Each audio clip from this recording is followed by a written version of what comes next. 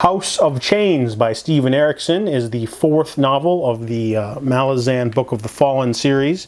Now, I've been reading this book since last year, so almost September, because I read books physically. I used to read books physically on the subway, the equivalent in my city.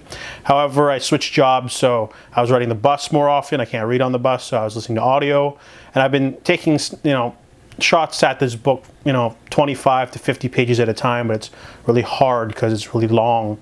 The book's over 1,000 pages.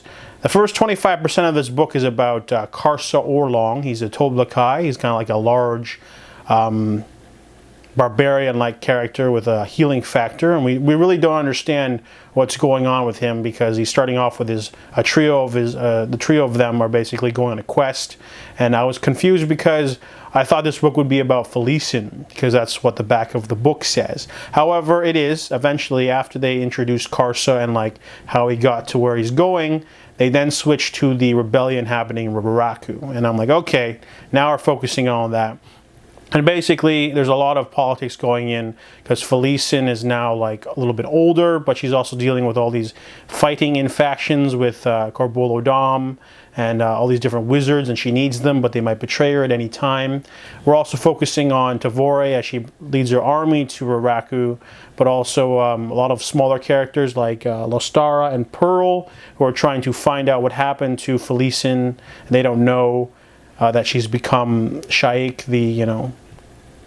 the apocalypse. So this book is was supposed to be like a big battle at the end, and I was getting worried because a lot of the middle book is set up, and when we got to the last 100 pages, I'm like, oh no, we haven't gone to any battle yet. I'm starting to panic, but then no, everything sort of happens at the end.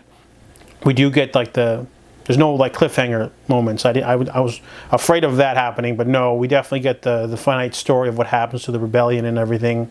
Didn't enjoy this book as much as the other three. I mean, it's on par with the first one, but not as emotionally big as the third one, or mentally draining like the second one. But also, it might have to do with the fact that I had to read it over the course of almost a year. A lot of gaps in between picking it up and whatever, but overall, House of Chains does have a lot of stuff going on.